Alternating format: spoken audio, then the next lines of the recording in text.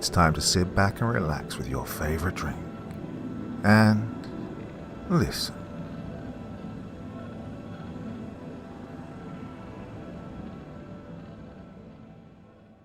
Kiddie Land.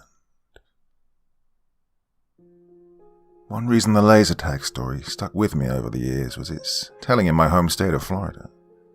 Being a native, I'll admit that we do have our fair share of strange people and places. The state has a bit of everything and is probably the biggest microcosm of America outside of New York City. And across all of that hot, muggy, flat land in central Florida are locales that can defy all logic and reason. We have no typical tourist traps here. Creepy Toys was just one of the more recent message boards I've scoured, and the only I moderated. Well, I visited many more back in my social internet days, the early web, like the mid-90s, when the etiquette thing was still in its infancy, and if you owned a successful message board, well, you were a rock star. There was a smaller one I happened upon, which I'm sure is also long gone by now. It was meant to attract fellow Floridians and their offbeat tales and experiences. Well, I visited every so often, more as a lurker, never really posting because my boring life didn't lend much to share. The main forum was the place where users posted their real-life strange stories that happened anywhere in Florida, whether they lived here or were just visiting. The emphasis was placed on the real aspect, but of course, you can say anything you want on the web. I'm sure many posts were less than truthful. Nowadays we call most of them troll fics. Well, during a 3 a.m. reading session one night, my eyes locked onto a thread title, specifically on 2 of its words. It was written by a girl my age, who I'll simply call Kate. She posted, "Anyone remember Kiddie Land?" And upon seeing the name of this place, some dark recess of my memories lit up. Somehow I already knew its location, and not some TV show or book or something else. I think I visited a place called Kiddie Land when I was young. For some reason I forgot all about it until just recently. Maybe it was in Central Florida? My parents used to take me all over the state. Dad was a photographer who liked to take pictures of all the weird little theme parks and such that dot the interstates. Can that be plural? And highways. I remember most of them clearly, which is kind of a feat when you got, the big ones like Disney World and Universal Studios overshadowing all the smaller parks. Well, what's weird is, if I concentrate, I can still get clear memories of most everything from the Weeky-Watchy mermaids to Dinosaur World. But this Kiddie Land thing, not so much. It must have been incredibly lame, judging by its name alone. There's probably some sad little park that didn't leave much of an impression. So why am I thinking about it so much all of a sudden? Why, when I look through all my dad's photo albums, do I not see its sign anywhere? He'd shoot anything, and always the front gates. Was this place even real? I scrolled through the replies as I tried to get a grasp on these forgotten memories that were trying to wriggle up to the surface. Most of the responses were useless as far as answers or similar experiences went, save for one, by a boy also our age. I'll have him go by Jack, always a winner cover name. You're joking. I thought I was going crazy back in the 3rd grade when I talked to other kids about it. I'd also forgotten it for a while. Creepy. I think it was a crappy place. I kinda just remember getting mad at Dad for not letting me go to the bumper cars because I was too young. The only other thing I can really say was that its mascot was maybe a Florida panther or something. Well, I wanted to reply back then, but I didn't have anything to contribute, yet. And sure, it was strange that this place seemed to be a memory that we'd all forgotten and later remembered to some degree, and struggled to clarify, but that's not uncommon for childhood recollections. We all have places, events, television shows, movies, and other things stored away somewhere, so fuzzily that we wonder if they actually existed or not. But Kiddie Land stayed with me, more persistently than any other recalled memory I've had. After a few days of thinking about it and trying to dig up a single solid image in my mind, I asked my sister if she remembered it at all. She's 2 years younger than me, so I didn't expect that she would. Even so, she did end up helping me in a way. One of her first memories was of Cinderella's castle at Disney World. After some mulling, that later gave me a time and place. I asked my dad soon after, also not expecting much. Parents take their kids to a lot of places, and I knew he wouldn't remember some dumpy old theme park, and that I probably didn't have any fun at either. He didn't even try to recollect such a place, not that I'd had high hopes to begin with. Well, he changed after the car accident. I say that only barely knowing what he was like before it happened. And up until now, I only had 2 steady memories from that entire year. Disney World and my mom's funeral. I guess I tried to bury the latter, and never really sorted out that the accident actually happened on the way back home from the resort.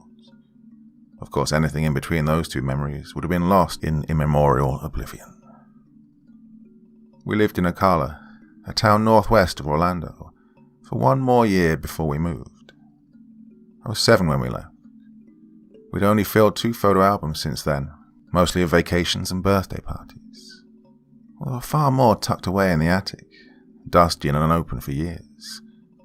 I went through them and saw plenty of baby pictures and a few of my first day at kindergarten, but I didn't find any taken at Disney World. I kind of knew I wouldn't. Dad wouldn't have added them considering what happened. I found that he didn't even have them developed. But luckily, there were also 2 unlabeled, undeveloped rolls of film in the box. I hope that time and the attic's heat hadn't ruined them. Well, they came out very red and a bit splotchy when I had them developed, but they were, for the most part, readable pictures. As I looked through 2 rolls of Mickey's Place circa 1990 prints, filled with happy background kids, lots of smiles from my sister and I, and a fine collection of 80s clothing, tried to keep my emotions in check and focus on looking for any kind of clues. For the most part, it was all just evidence of a regular summer vacation. But it did take away one thing from the images. It had been a rainy weekend. There were puddles on the ground in many pictures and water droplets clearly visible on the Dumbo ride. What really brought back memories of that trip was the one snapshot of a 6-year-old me looking sadly out at the grey clouds from our hotel room balcony.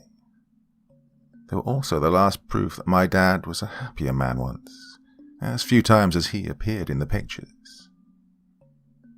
Remembering how our parents were always eager to keep us happy, I realized that even if we'd managed to go on most of the good rides in between showers, they would have seen our disappointment and given us one last stop on the way home, a last-ditch effort to correct a nearly ruined vacation. It was then that the smell hit me, accompanied by a visual. I could see a food stand with an old man handing me a hot dog. I could taste the aroma and that scent of rainwater on a hot summer's day, evaporating in the sun. I could see the puddles on colourful, swirling tile surrounding a ticket booth. I was sure now that this place was real, or at least it once had been. Dad was never able to remember it, a few times I asked again. I didn't know if he even tried. After all, it was just hours later, with him behind the wheel. The old scar on my side itched. 28 stitches. I soon stopped thinking about it as the last years of high school took hold. I would try occasionally, usually before I went to sleep, to pull out more memories, images, and reasons for that place, but my mind had gone quiet. I didn't get my driver's license until after I graduated, and it was really only so I could get myself to college. During my first year, after I began to feel confident in my driving ability, I took 2 separate trips to and back from Orlando and my old house in Ocala. One drive was on the interstate. The other, longer one, was where I took the back roads. I looked for billboards, old signs, and even made a few stops at dilapidated gas stations and rest stops where I looked through the oldest tourist brochures I could find. No references. These trips were out of the way and wasted an entire day, so I didn't try a third time. With college assignments and social life to attend to, my quest for Kiddie Land fell further onto the back burner, sometimes to the point where I forgot about it all over again. But in 2008, it resurfaced once more.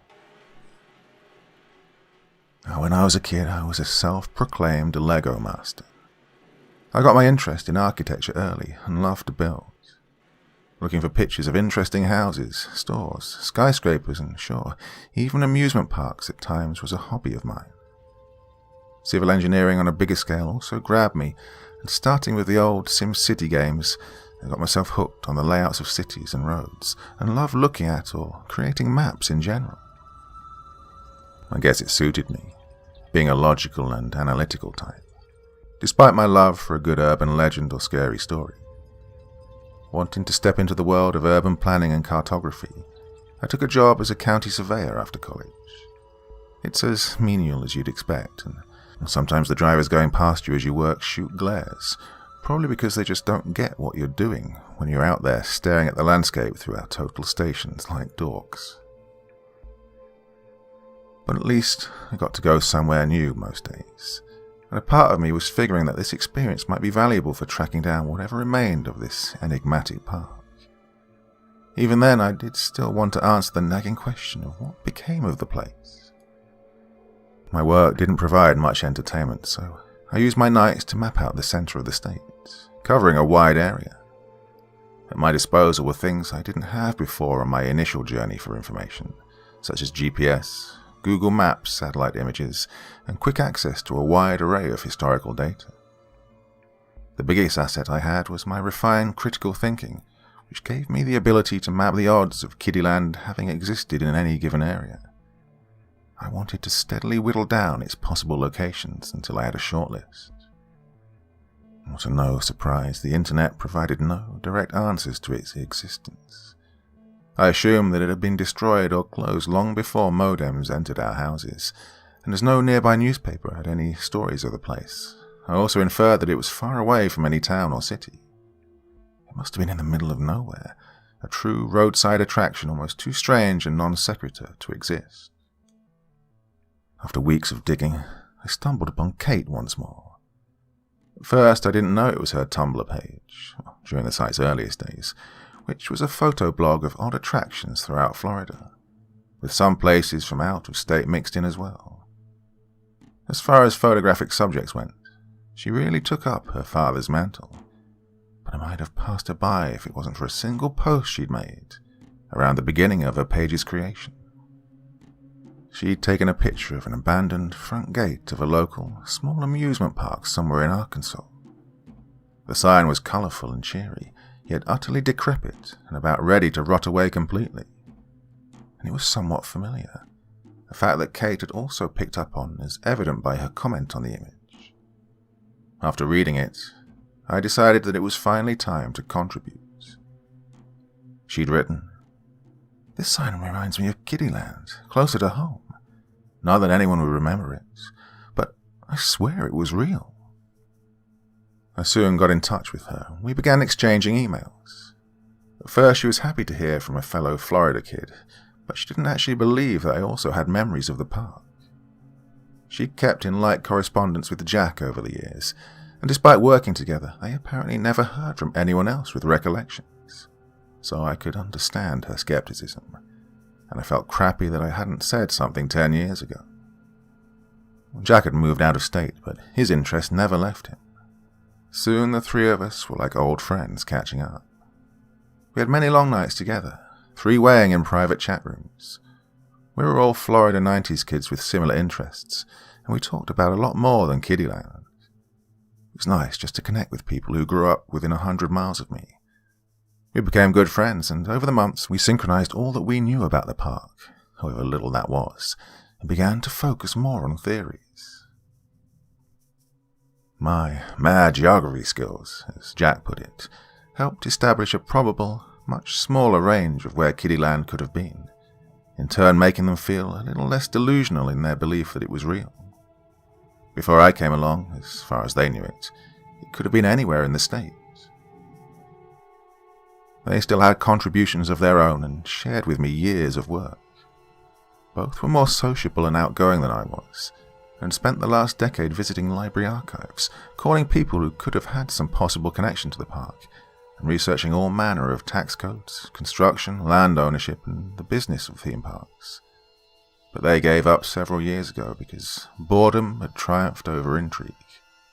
The two lived a few counties apart and had never met, And then Jack moved to Georgia 6 months ago.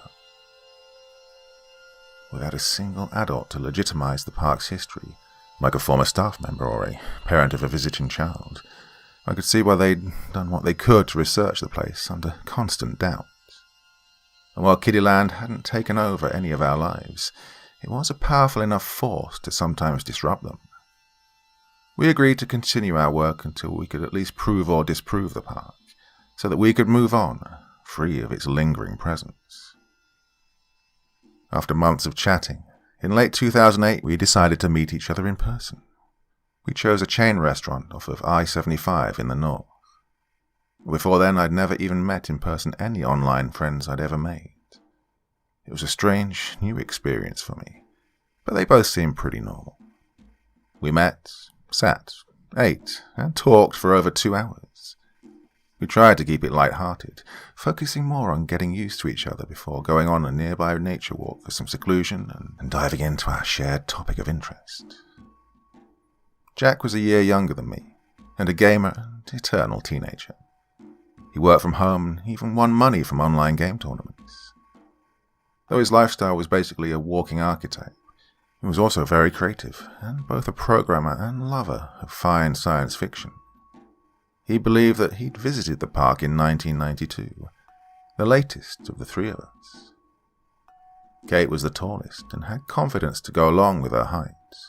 The rimless glasses that hovered over a few freckles gave her an air of maturity, and she was certainly the most accomplished among us, having served on the ground at MacDill Air Force Base in some technical position. I wasn't sure how high up she was, or what she did exactly. Well, I didn't want to pry. She had a soft centre, though, and a love of adventure.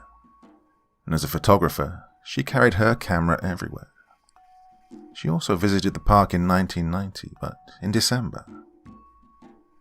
On our second go-around on the nature trail, we began speaking a little more personally with each other, and that was when we learned of some ominous shared, similar stories that cast the mystery in a darker light. All of us had personal tragedies that happened around the time of our park visits, specifically shortly after we came to and left Kiddieland. I spoke first, really only mentioning in passing how we were hit by a drunk driver that had spun off an on-ramp, right into our car, probably within an hour of leaving the park. It's something I rarely shared with people, but I was at the point when I wanted to search out any other possible connections. And I'd found one. We stopped on one of the boardwalks above the nature trail's marshland, and soon Jack was telling us about how he lost both of his maternal grandparents, perhaps the night after his visit, to a house fire in Daytona Beach. He was closer to them than he was to his own parents, who, according to him, never cared for me much. But I think Kate's story was the most tragic. When she was 6 and her older sister was 8, they took a week off to visit every theme park in the state that they could find. They wanted lasting family bonding time, as Kate's sister had advanced leukemia. She was confined to a wheelchair, but Kate could recall that she still enjoyed the trip even more than she did. Somewhere along the way, before heading home, they must have gone to Kiddieland together. But again, for whatever reason, her father never took any pictures of the place. Kate's sister soon after experienced complications and died a week later in hospice care. Her family was never the same.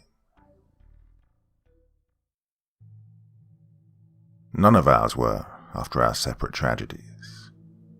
We'd all fundamentally changed in our young lives. Maybe grew up a little faster than most kids, and the idea that a backwoods park seemed involved, well, it changed our perception. Jack was the first to blurt out what we were all thinking, that Kiddieland was a cursed place, a bringer of misfortune. I think he just wanted to change the tone of the uncomfortable conversation. He seemed averse to real life's harder events, but I knew we'd all briefly entertain that very idea. Kate soon had another take, and made a good point. Her sister had suffered through cancer for years and was on a clear decline during her last few months. The park couldn't have caused her illness. There was no reason to assume it was somehow responsible for a house fire or car crash either. We decided not to waste the day driving around the state or even just my defined probable area looking for remnants. We knew the odds of actually seeing anything of the park were, by now, just too small. Instead, after dinner and before Kate and Jack started their long journeys home, once our minds were clear again following the earlier emotional discussion, we tried forming a collective visual of the park, maybe even a map, if we were able. I could certainly help with that. So, what did we know, or at least thought we knew? We started with the basics, the size, colors, and shapes of the park. Then we moved on to rides, and the people we remembered seeing there. All of our memories were hazy and scattered, so probably none of them were all too accurate. Even so, after hours at a restaurant table that we occupied right up until closing time, I made the first known visual representation of the place. A simple sketch. Oh, they were missing blank spots, and the known rides were likely not in their correct locations. Still, we all agreed that my sketch was, actually, eerily similar to what few images remained tucked away in our heads. The front gate was colourful and simple, with painted balloons floating up wooden posts up to an old cast-iron marquee. The words Kiddieland were painted to look like they'd been written in chalk. Oddly, while we could form a solid consensus of the gate, everything inside the park became less vivid and more debatable. Jack thought there was an old merry-go-round with wooden horses, but Kate and I both remembered a small roller coaster meant for children, like the kind you'd find at a county fair that might have had a crappy dragon's head painted on its front. Well, we all agreed that there was definitely a bumper car rink, where the cars were maybe painted like bugs. Aside from a possible petting zoo, funhouse, and inner tube-filled small pool, the only other things we could really recall were a few food and toy stands and bathrooms. We surmised that the land was likely no bigger than a typical department store. Amusement parks were always good at disguising their size, appearing larger when you're inside them. We even guessed that tickets were probably around $3 to $5 for children. It did, after all, sound like a quaint place, not much more than a permanently active mom-and-pop small-town Florida fairground. They both took pictures of the sketch with their phones, and, satisfied, at least for now, we all headed to our homes, back to the real world. Weeks went by, and we hadn't talked online much since our get-together. I scanned my sketch and sent it to Kate, who posted it on her blog just for fun, and maybe to see if anyone had any reactions to it. To kill time, I began casually researching amusement park lore and some urban exploration on the side.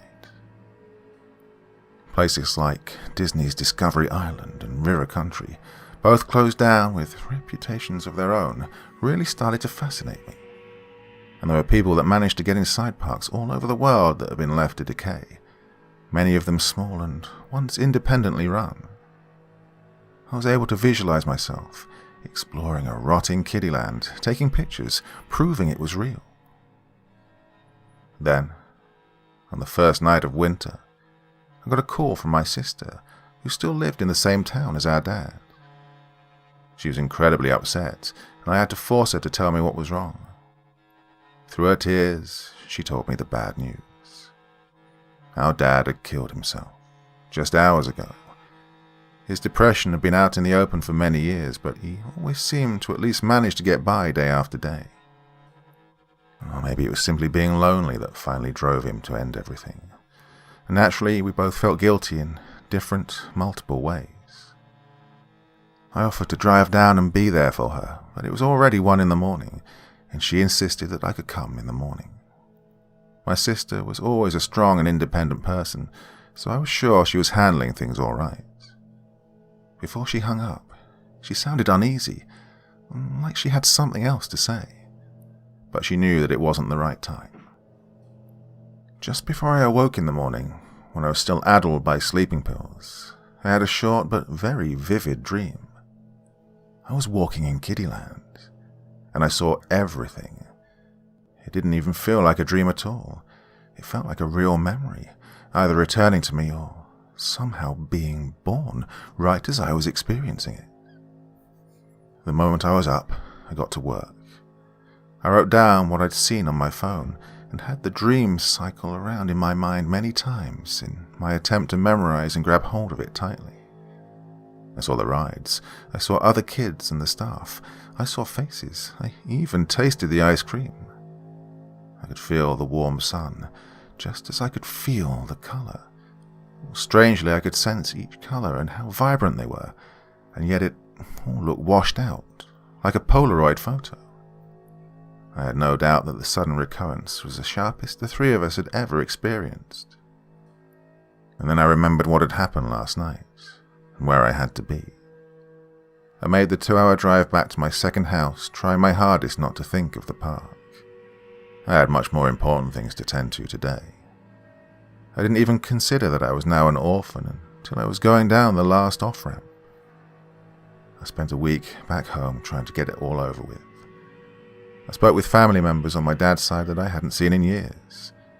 A few of my mum's relatives were there too. I didn't know how to act really, so I survived the days on autopilot and let everyone else do the talking. I found that a suicide brought a kind of stigma, a shared regret that loomed over everything and made the proceedings feel heavier than other funerals. Christmas didn't exist that year.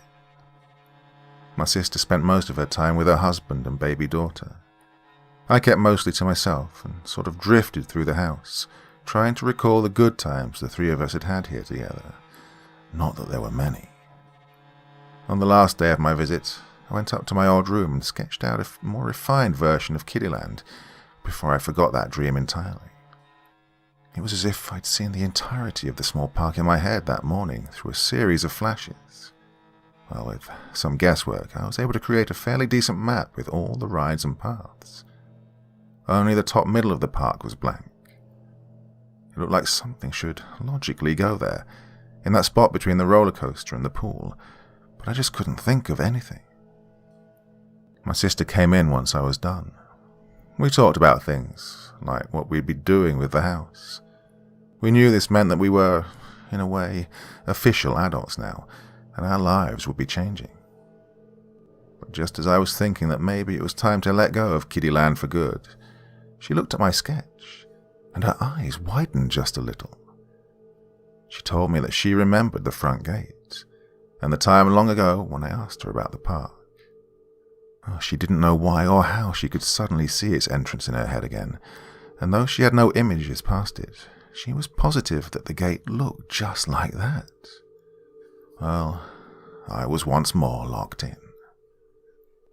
On the way back to my apartment, I wondered what else could be at work here, and my mind began to entertain more supernatural explanations.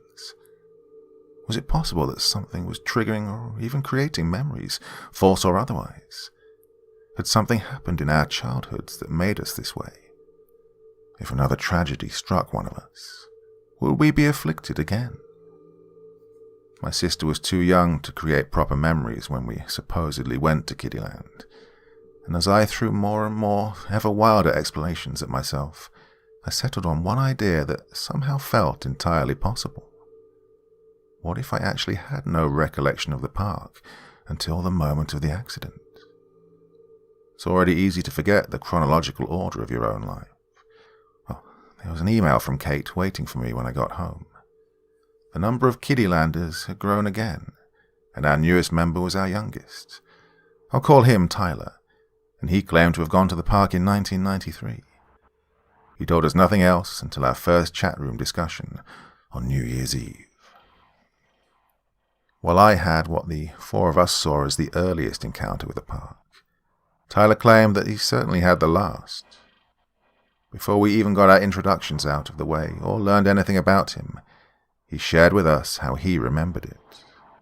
It was a very different kind of memory.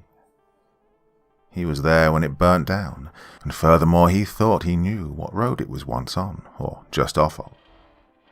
Coming out of nowhere after seeing the posting of my first sketch, he changed everything with a few messages. Anyway, about Kiddieland. I grew up with divorced parents. Every other weekend, my dad would pick me up and take me to his house out in the boonies. We used State Road 40. That was pretty much the only Central Florida road I traveled as a kid. I've done my research on my own for a while. By the way, for some reason, I don't remember actually pulling into the park. So, I guess I'm kind of reclusive. And I've been following Kate online for a few months. Yeah, that sounds probably pretty creepy, but I was there when it was burning in what had to be 1993. Yeah, I would have been 5. My only memories are of it being on fire. Yeah, people were screaming. They were on fire too, even the kids. None of us had responded yet. I should have told the others beforehand my theory of the memories possibly being somehow false. But I didn't see anyone die, and my parents aren't there. They all just ran away as everything burns. Also, all I do is walk like I'm not scared of any of this. Well, I had therapy for a while. The guy got me convinced that it was just a recurring dream. But I'm sure again that it isn't. The scary part is the memory makes me feel happy. Like a part of me enjoys watching it burn. Oh, so, when should we meet? We decided to take it slow with Tyler. And I didn't think Jack appreciated his apparent fondness for fire, considering the nature of his memory trigger. Tyler's revelation of the right road to be looking at, and his own story of how he remembered the place, already gave us enough to think about for the night.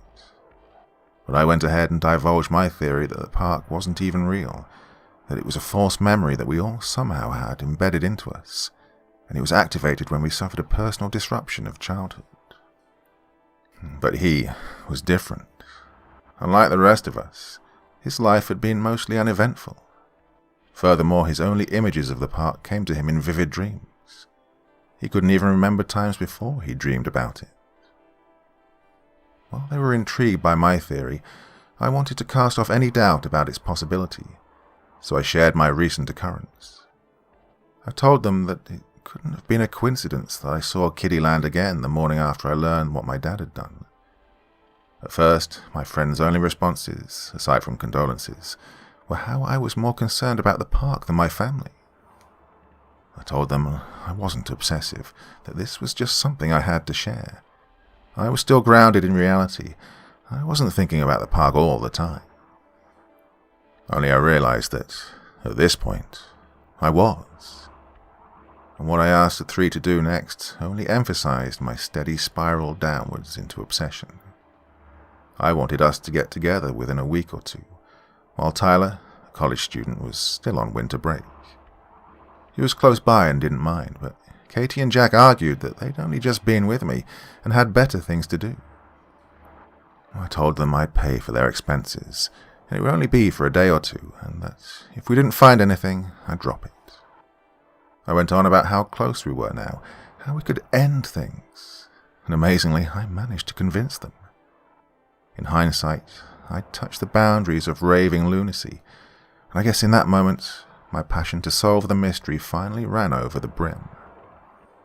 A week later, during the early January doldrums, our group met at a small airstrip in the morning. It was a cool, clear day, and we'd be able to see for miles and miles. Knowing that it was now or never on finding any remnant at all of Kiddieland, I'd decided to go all out and hired a pilot to fly us through the middle of Florida in a small plane, or at least the length of State Road 40.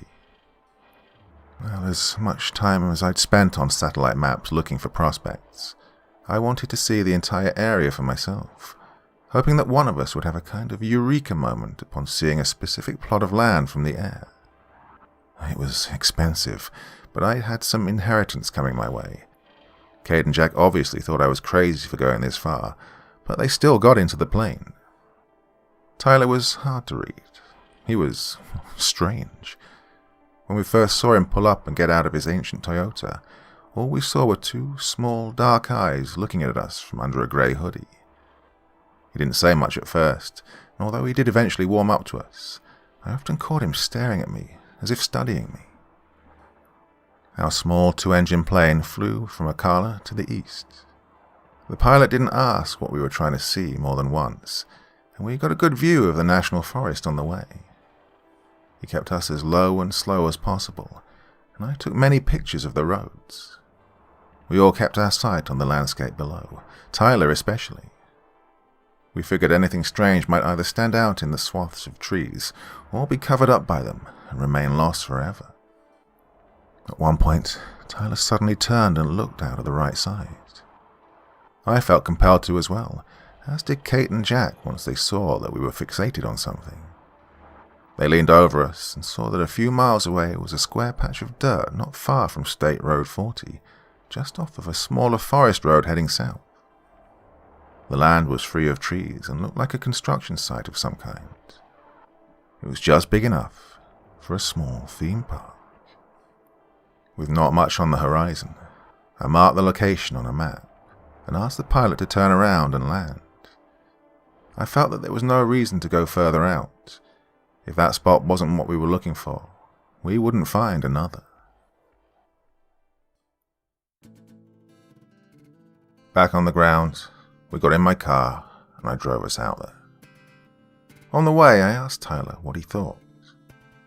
I had to refrain from asking him something more mystical, like if he felt anything, although at this point, I wouldn't have been surprised if he did.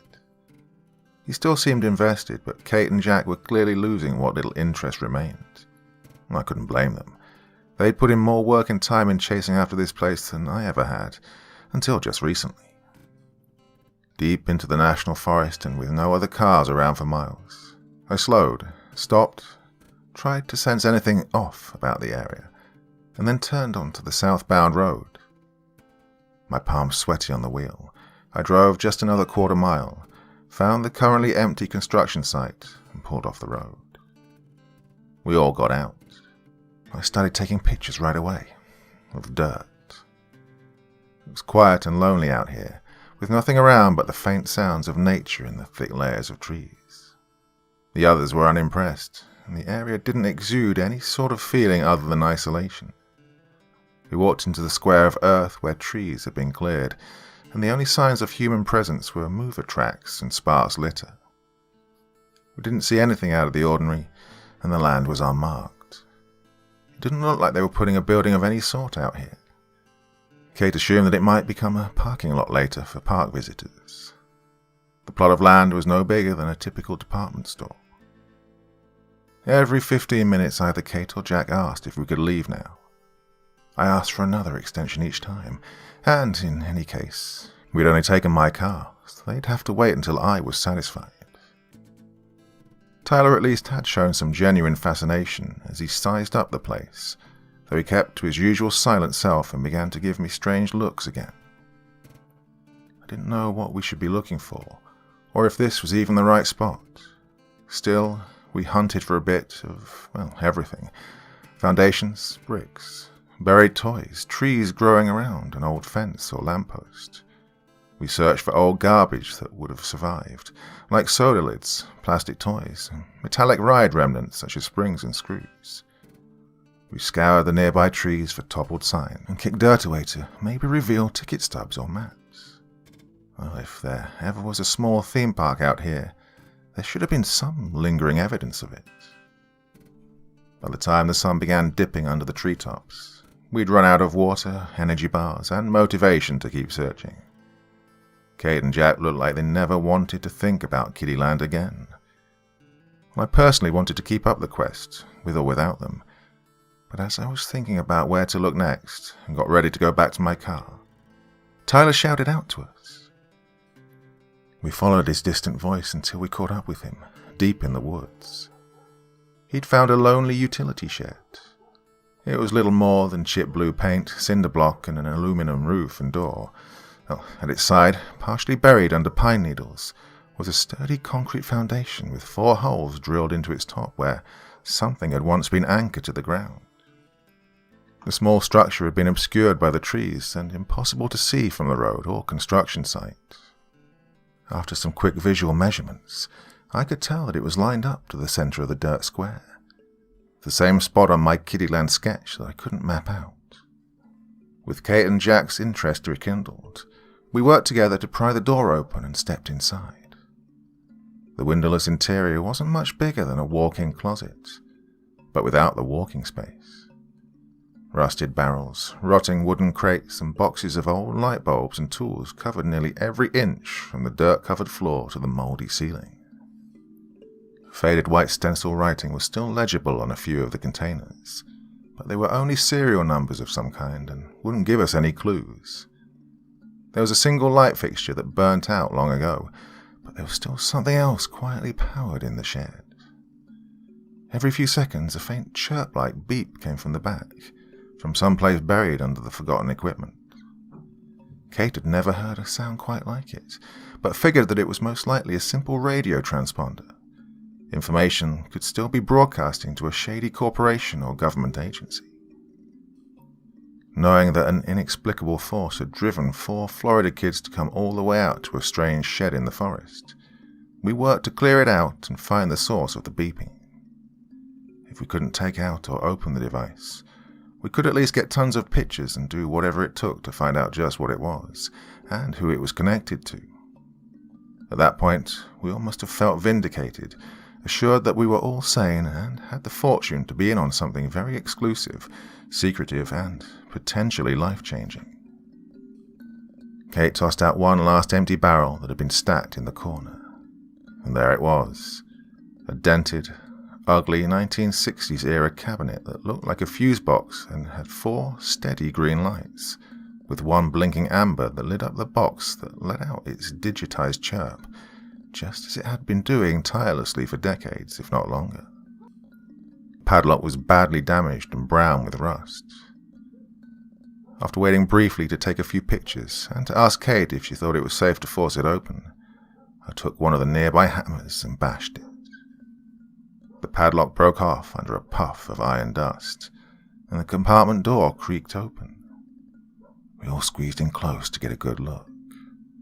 Inside was a bizarre set of analog dials, switches, glowing dots of light, capacitors, and the thing that stood out the most, a small, green, phosphor computer monitor. It measured only about 5 inches, was built all the way into the cement wall behind it, and had no apparent inputs. Whatever kind of information it once kept was gone, but it and the computer it was hooked up to were somehow still operating. A single blinking text cursor even now awaited a command. I felt like we'd seen more than enough, and my gut was telling me that it was time to leave, that we shouldn't have come here in the first place. The other 3 were astonished by what we'd found, but I knew that whatever it was that we'd truly been looking for once sat on the foundation outside, and that this radio beacon was only a fragment of what went on here. As my need to simply go home grew, I went outside and searched for a cable or some clue of how this shed was powered. The others were too enamored by the antiquated tech inside. Both Kate and Jack were studying the box and transmitter, and already arguing about their origin. I couldn't explain it, but I was starting to feel a deep, primal fear, similar to what I'd experienced moments after the accident. It was as if the device was still broadcasting a signal that made my very memories feel vulnerable. I became afraid that I'd suddenly lose them or have them tampered with again. I was then desperate to end an obsession that had grown steadily for over a decade. I never found the power source for the shed, so I did the only thing that made sense. I took one of the empty metal barrels that we'd tossed out and charged in like a madman. I smashed the transmitter first, and with every ounce of my strength ran the barrel into the compartment. The tiny monitor's glass shattered, sparks flew, and the capacitor caught on fire. I expected Kate and Jack to flip around, shout at me, and demand that I explain why I'd just done such a thing. But they simply kept staring at the equipment, even though it was broken, ignoring me entirely. Only Tyler looked at me, with just a tinge of surprise. And then I felt my head exploding. The worst pain I'd ever felt ripped through my skull, and I ran from the shed and back out onto the construction site. All I could think about was the aspirin in my car, as if it would do anything to quell such a headache. I stopped moving as soon as I left the trees, and I saw something. There was a rip in space, moving like a flag on a windy day. All throughout the area, I could see fragments of what looked like another world, another time. Part of me knew by instinct that it was all in my head, but I still couldn't convince myself it wasn't real. The tear grew quickly. Beyond was the same forest, but with different patterns of trees of different sizes.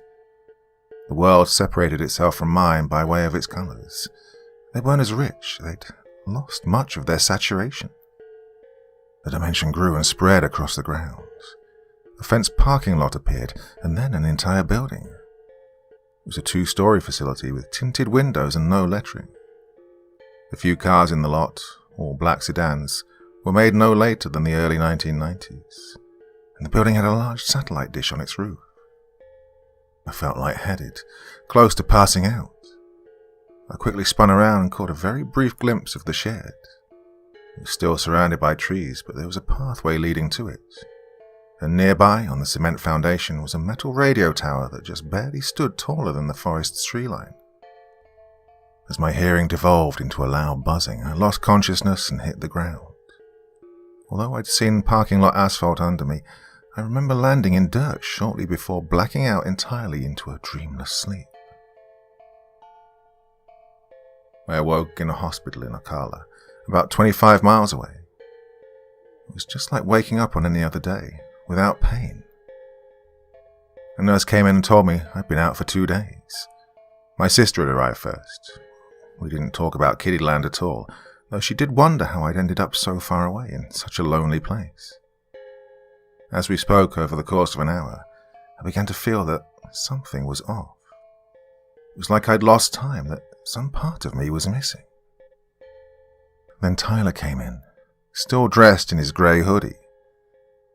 As he told me what had happened, I picked up that he remembered the experience differently than I had. I asked him where Kate and Jack had gone, and if they were okay. My sister asked him who Kate and Jack were, and looked at Tyler. He only shrugged. I told him he'd been following Kate online, but he denied it. I asked about the shed. He told me that we'd found nothing out there but a patch of dirt. Shortly after arriving, I stared into space for around 5 minutes before collapsing. I was unresponsive, and he'd managed to get me here. My heart raced. I had no idea what had just happened to me, or what was real, if anything. Memory had betrayed me. How many years had I asked him about Kiddie land. He looked at me oddly and reminded me that the whole reason we drove all the way out there was to find it. Well, my sister told me that I'd been talking about it for a while now. Eventually, Tyler believed my amnesia excuse and summarized a reality that had been lost to me. He told me we'd got in touch after he saw the first version of the park sketch that I'd posted on my Tumblr blog. I wanted to respond that while I had one, it was neglected. I'd never posted anything. My best course of action was to only listen and accept, since I was the one in the hospital bed. Not long after I made the better, truer second sketch, we met and set out. We still took a plane, although it was just the 2 of us. My credit card bill confirmed this. Over time I came to terms with the fact that I'd somehow screwed up my memory after going to that site, which had affected me in a way that it hadn't for Tyler. But I wasn't convinced that he was free of tampering either, if he couldn't recall the shed. I didn't know what had actually happened, and I don't think I ever will. I think that my memories were altered again the moment I attacked the machine. Everything that had happened before that instant, concerning Kiddie land, was a skewed version of truth. Some of it real, some of it fictionalized in a way that led me to believe I'd come across the site in a different manner. But regardless of what knotted, mangled version of personal history now existed in my head, something didn't add up about Jack and, to a greater extent, Kate. I only got involved in everything after seeing that one picture of hers. Before I left the hospital, I used my phone to find her blog. It was still there, along with that image of a park in Arkansas. I knew Jack was real too, only I'd never spoken to him, and I'd never contacted Kate either. I then showed Tyler her page. He looked a little dumbfounded at first, that I'd been worrying about the safety of someone not even involved with our story. Then he asked me why I'd never gotten in touch with her. As I checked out, my mind was busy trying to sort through what might have really happened, and what was translated into a subtly changed reality that helped guide me to what could be some big existential self-fulfilling prophecy. Maybe some invisible third party led me to that shed. But well, without my memories intact, it's an impossible task to explain everything. Before I parted ways with Tyler, he pulled me aside as my sister sat in my car and waited for me in the driver's seat. He shared something that made the Kiddie Land saga even more confusing and foreboding. He stared at me the way he did earlier because he remembered me from his dream. As everything burned, I was standing in the center of the park, smiling. But I wasn't my 6-year-old self. I was an adult, just as I was now. He'd grown up wondering about the identity of that man, and seeing me in person only brought up more questions. I didn't know what to say at first. I was overloaded by then. In the end, I only asked him if he thought I'd destroyed the park. No, he told me. He always had the impression that I'd created it, and yet I was glad to see it burn to the ground. But after listening to my description earlier of things that had never happened, he now had a distrust of his own past, and told me not to dwell on it too much. Sure enough, I couldn't help it. I returned to the construction site days after going home, on my own. There was no shed or tower base, but the ground where they'd been was torn up. I could only deduce that something had recently been removed. Things went back to normal after that. I worked, I slept, I ate, and I browsed the web. I never had any more vivid recollections of the park designed to come to children who needed a good childhood memory. I could only ever recall the slowly fading images that came back to me at 16. Well, a few years ago, I pulled out the old family photo albums again and went through them. I did a double take on one image, flipping the page back after realizing that I'd seen something strange in its background. I had to have been 5 when it was shot. I was on the carpet, in my pajamas and smiling. The flash had been used, so while I was lit up, everything else was for the most part in darkness. But the plastic Lego blocks behind me reflected enough light to show up, at least partially. Sometime before that weekend trip, I'd made a front gate out of different coloured blocks, with room for the rest of an amusement park on the green construction plate behind it. Scribbled messily in marker, on paper taped to the sign, were the words Kiddie Land. After several weeks of wondering and worrying about what it all meant, I thought about the friends I'd once thought I'd made. Maybe in this reality they weren't tired of the mystery yet. Other than the sketches in my unexplainable Lego photo, I didn't have pictures to share, since I never really took any. But I did have the most unbelievable story of my life, and that gave me a better place to start than last time. I checked to see that Kate's photo blog was still active, and then sent her the map of a quaint Florida amusement park. I decided that it was, finally, time to contribute. Oh, and one last thing. I found it on Google Maps. It's a parking lot now.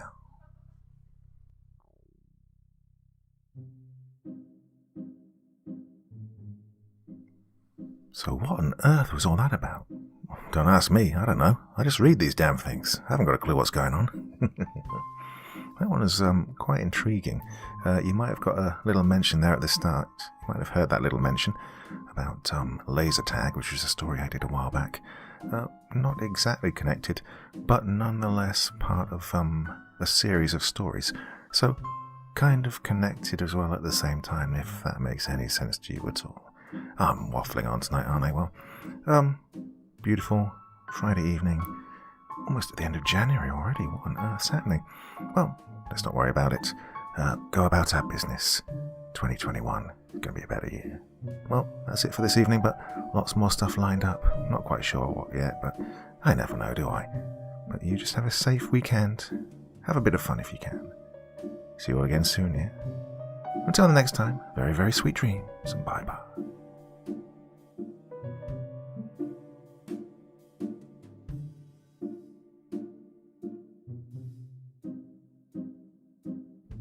Thank you so much for taking the time to listen to this story today. really means a lot to me and to the author of the story, of course. Well, if you want to know more about me, I'm pretty much everywhere on social media. You can find me on Facebook, Twitter, Instagram. You can download my music on SoundCloud. I've got a Patreon if you feel like. Throw me $1 or $2. Very much appreciated. And of course, on Reddit, I have a place where you can leave stories if you want me to read one that you've written. Well, hoping to see you all again very soon. Till then, sweet dreams. Bye-bye.